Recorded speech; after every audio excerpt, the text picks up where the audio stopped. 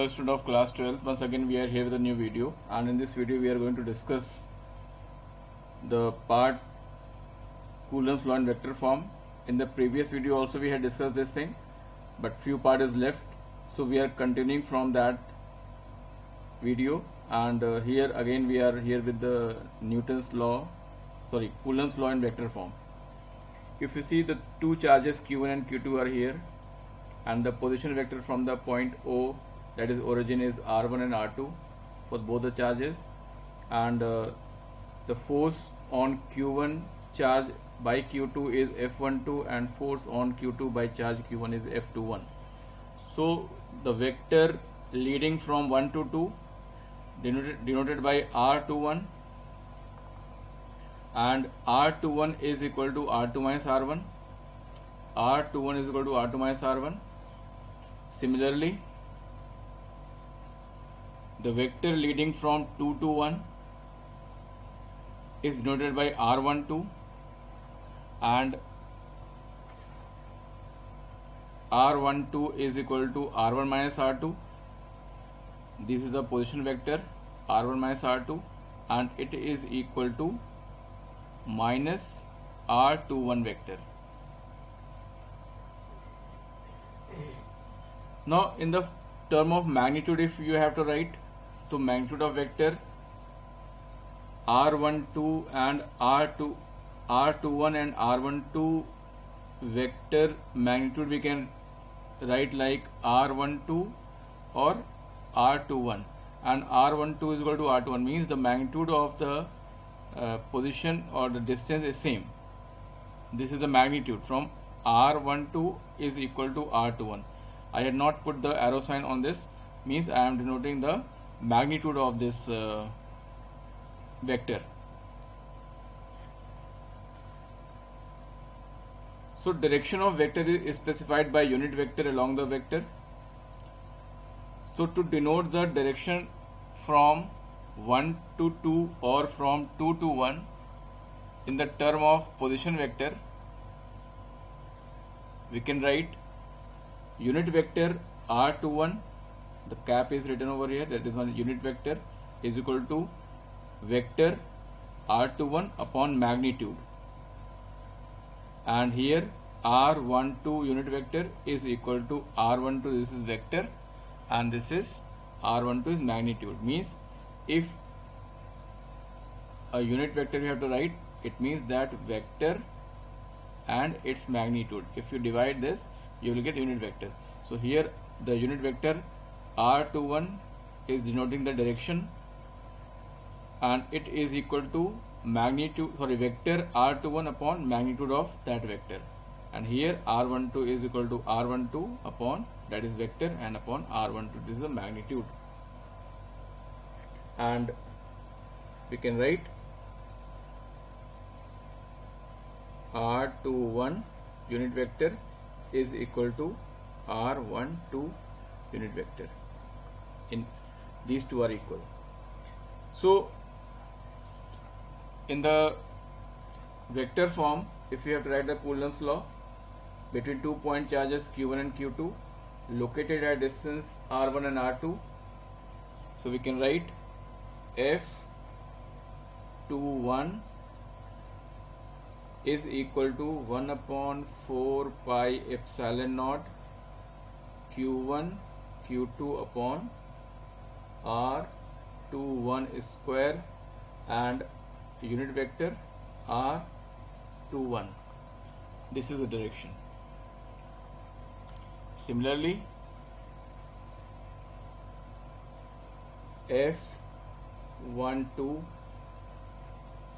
vector is equal to 1 upon 4 pi epsilon naught Q1 Q2 upon R12 square and R21, or we can write it is opposite of force, means F12 is equal to F21 but with opposite sign.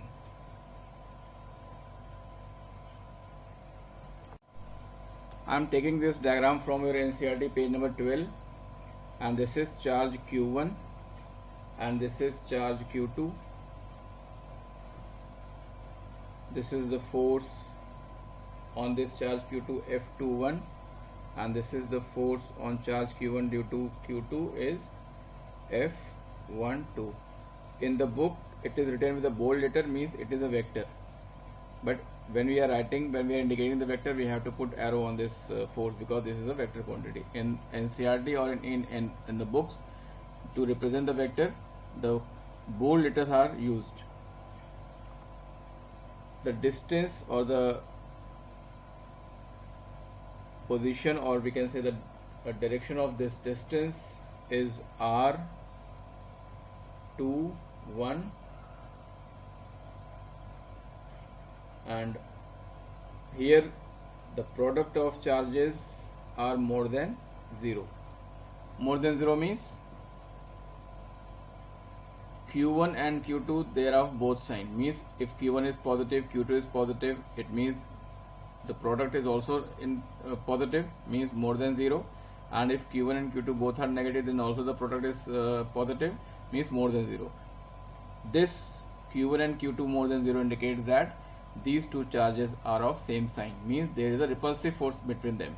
So when there is a force of repulsion between Q1 and Q2, means both the charges are of same nature, then how can we write in the vector form?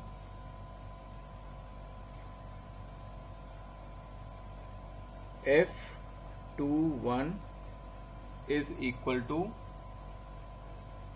1/4 pi epsilon naught Q1 Q2 upon R21 square and unit vector R21. Now this equation is valid for any sign of Q1 and Q2. Means if you take any sign of Q1 and Q2, maybe both are same, maybe both are different, maybe one is positive, one is negative, means any sign. So this equation is valid for any sign of Q1 and Q2, whether positive or negative. If Q1 and Q2 are of same sign, means this relation Q1 and Q2 is more than 0, means Q1 and Q2 are of same sign. Means if Q1 and Q2 are of same sign, either both positive or both negative, so F21 is along R21, means F21 is along R21. F21 is along R21, means if the both Q1 and Q2 are of same sign, then F21 is along R21, and this denotes repulsion. If F21 and R21 are in the same direction, means this is a case of repulsion. And if Q1 and Q2 are of opposite sign, suppose Q1 and Q2 are of opposite sign, this is Q1, this is Q2, and opposite sign means there is a force of attraction, means F21, this is F12, and this is unit vector R21.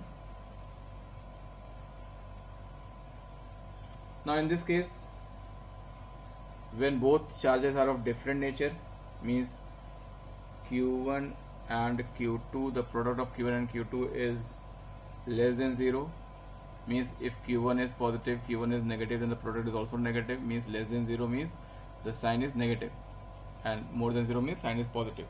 So in this case, both charges are of opposite sign. So if the charges are of opposite sign, then F21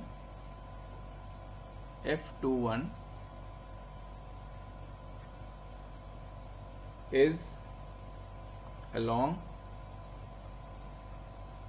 minus R21, unit vector minus R21, or we can say R12.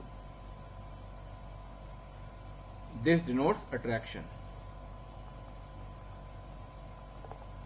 means F21 and R21 are opposite. So this is the case of attraction, and in this case F21 and R21 are of same in the same direction, means this is the case of repulsion.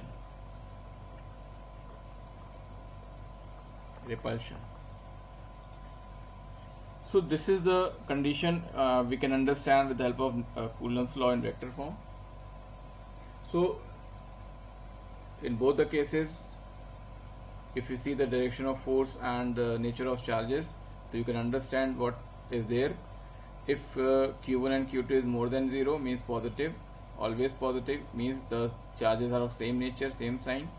In this case, the force and this R21 are in same direction. This is a case of repulsion, and in this case F21 and R21 are of opposite sign, opposite direction. It is a case of attraction. This is a case of repulsion, and this is a case of attraction. And F12 is equal to minus F21. This shows the Newton's third law. So we can say that Coulomb's law agrees with Newton's third law. So this is also the concept that Newton's third law is also applicable, because the forces are of equal magnitude but opposite in direction. Equal and opposite forces are there. Now forces between the multiple charges. How can we find the forces between multiple charges? Experimentally, it was verified that the force on any charge due to number of other charges is the vector sum of all the forces on that charge due to the other charges taken one at a time. The individual forces are unaffected due to the presence of other charges. This is termed as principle of superposition. It means that if there are so many charges and we have to find the force on that particular charge due to the presence of other charges, so how can we find? Then we have to take the help of vector addition, or we take the help of that vector law, or how can we add the multiple forces. So to understand this concept, let a charge let there is a system of three charges, Q1, Q2 and Q3. There are three charges, Q1, Q2 and Q3, and the force on one charge, suppose on this charge Q1, is to be found due to the presence of these two charges. इस Q1 charge पर इस Q2, Q3 charge की वजह से हमें force निकालना है. Means the force on one charge Q1 due to other charges Q2 and Q3 to be obtained by performing the vector addition of the forces due to each one of these charges. So if the forces on Q1 due to Q2 is denoted by F12 and force on this charge Q1 due to Q3 is denoted by F13, so the resultant of this F13 and F12 is this. So how can we write, how can we represent it? Let us see in this diagram.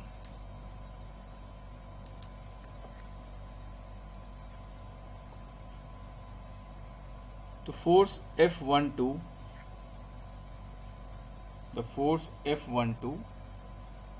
means the force on 1 due to Q2. Force on 1 due to Q2 is F12, and this is the unit vector. R12 means direction, so it is represented as, using the vector law of Coulomb, F12 is equal to 1 upon 4 pi epsilon naught Q1 Q2 upon R12. This is the magnitude square and R12 is the direction. Since this is a force, you see the force written in bold letter, means the vector quantity, and this is also showing the direction. So because Q1 charge is a scalar quantity, this is also the scalar quantity, but while writing this we can make it all the vector. So F12 is equal to 1 upon 4 pi epsilon naught Q1 Q2 upon R12 square R12. This is a unit vector. So this is the way how we represent the force. F12 means force on 1 due to 2. Similarly, force on 1 due to the charge Q3 is 1 upon 4 pi epsilon naught Q1 Q3 upon R13 square, and this is unit vector R13 cap.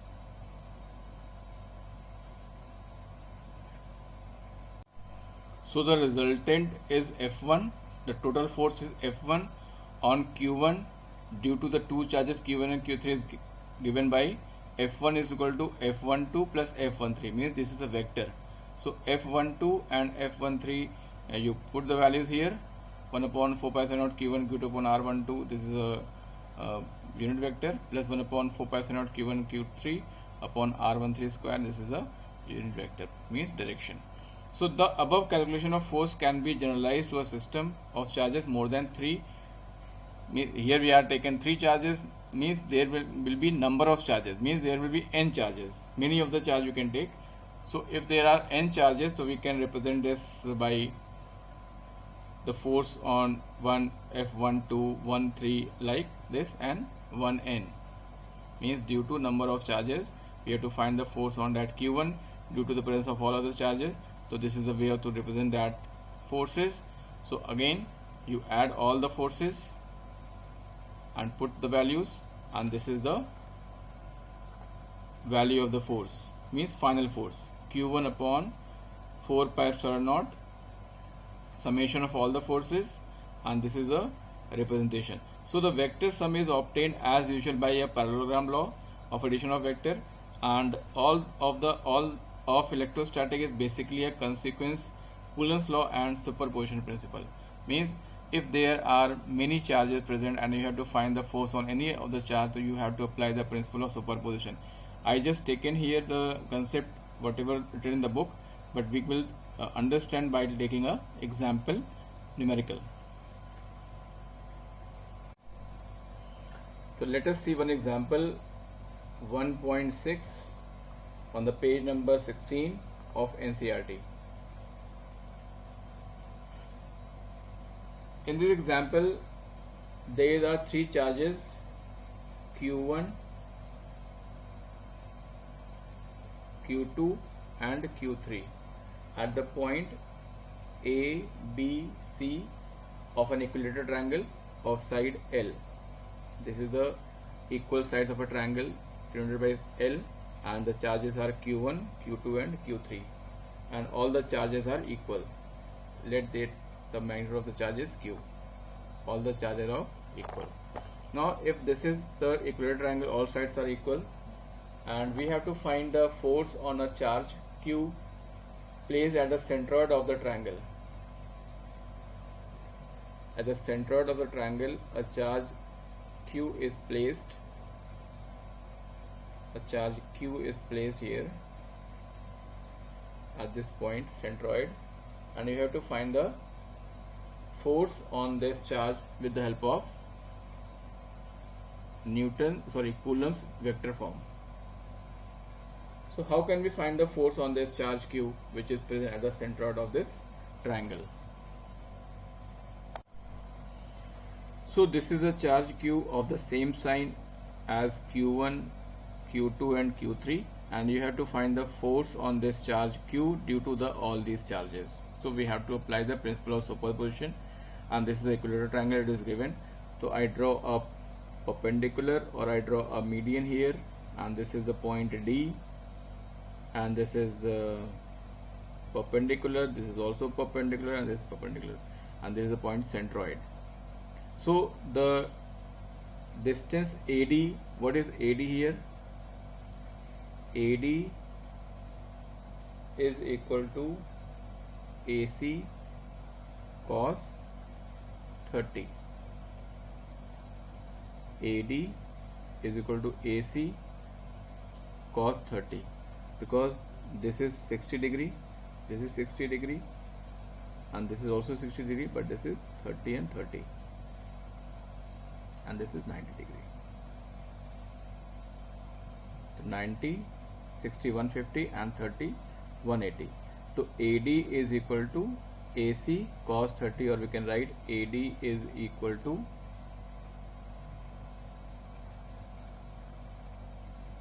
under root 3 by 2 and L, because AC is L. So AD is equal to root 3 by 2 L, and this is point O. Consider this point O. So the distance AO,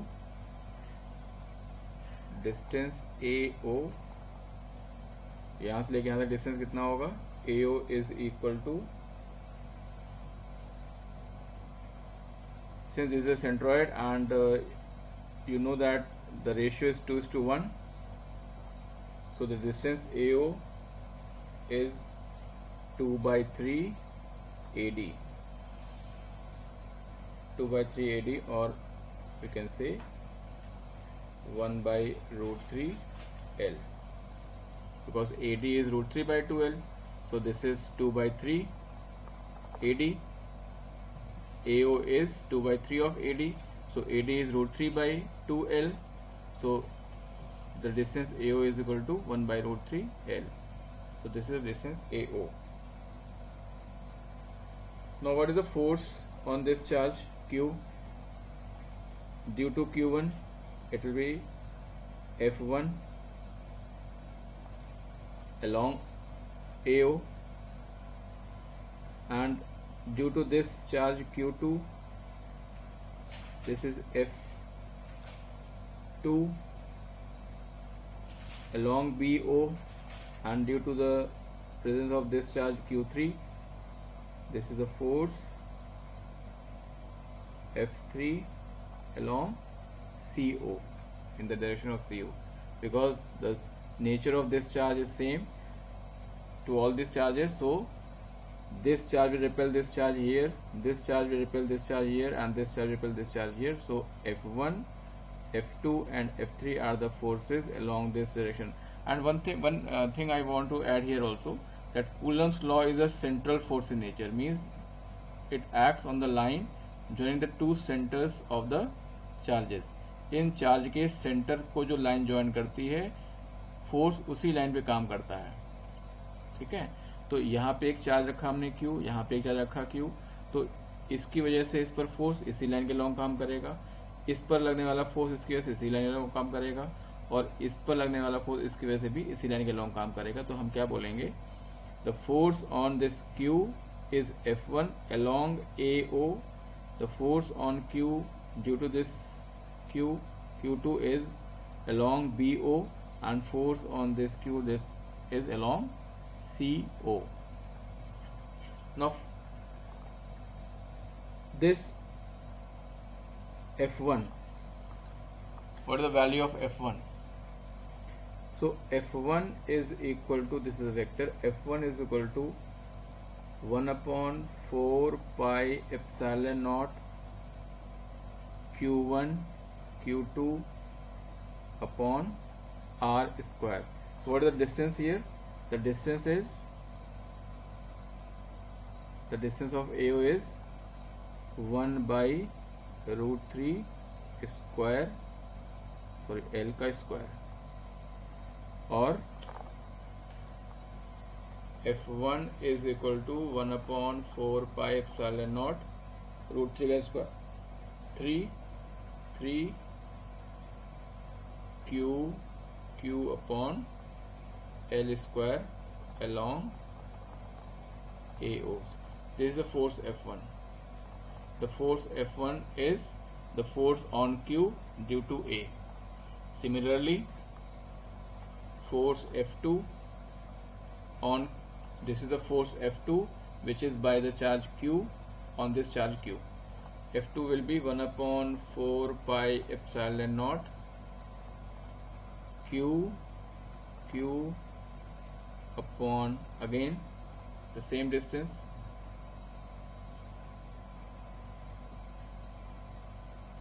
one by root 3 L का whole square, that is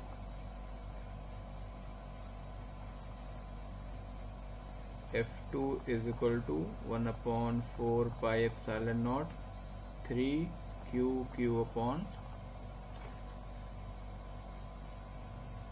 L square along BO. This is F2, and similarly F3 is all the vector quantity. F3 on this is the force on charge Q due to this Q3. This is similarly 1 upon 4 pi epsilon naught 3 Q1 Q2 upon R square along CO. So this is the way to represent the forces on the charge capital Q due to the presence of all the charges Q1, Q2 and Q3 on the vertices of the equilateral triangle. Now apply the parallelogram law. Apply the parallelogram law. Draw the line parallel to this F3. Draw the parallel to this F2. So this is the resultant. This is the resultant of these two. So this will be equal to this because this charge is in equilibrium. So this resultant will be equal to this F1. Because if these two forces are equal, then the charge this will be in equilibrium condition. So applying the law of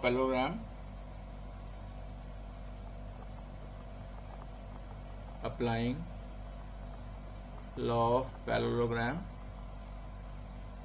total force on Q.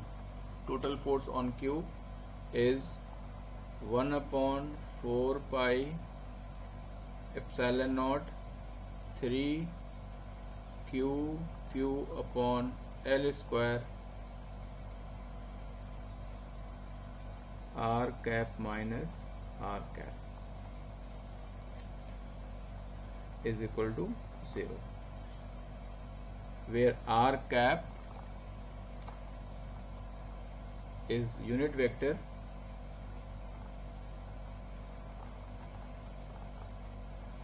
along OA. Along OA is the unit vector. So by symmetry also it is very clear that the three forces acting on the same point, three forces will sum to 0. Suppose the resultant force was not 0 but in some direction, then it would happen if the system was rotated through 60 degree about O. Means all the charges are equal, the distance is also same from all other charges, means F1, F2 and F3 are also equal. So the resultant on this charge Q2, the force is 0. The resultant force is 0. So this is the way that how can we find the force on any charge by the presence of any other charge. This example I had solved for you. So you have to solve one example more, which is given on the page number 17. Solve example 1.7 on the page number 17 by yourself. So in this video we had discussed about the forces on any charge due to the multiple charges by applying the Coulomb's vector form. So understand this topic from your NCERT, from your reference also, and watch this video many times and solve the questions given in ASM. If you have any problem, then you call me on my number and send message on the group. Till then, thank you. Have a nice day.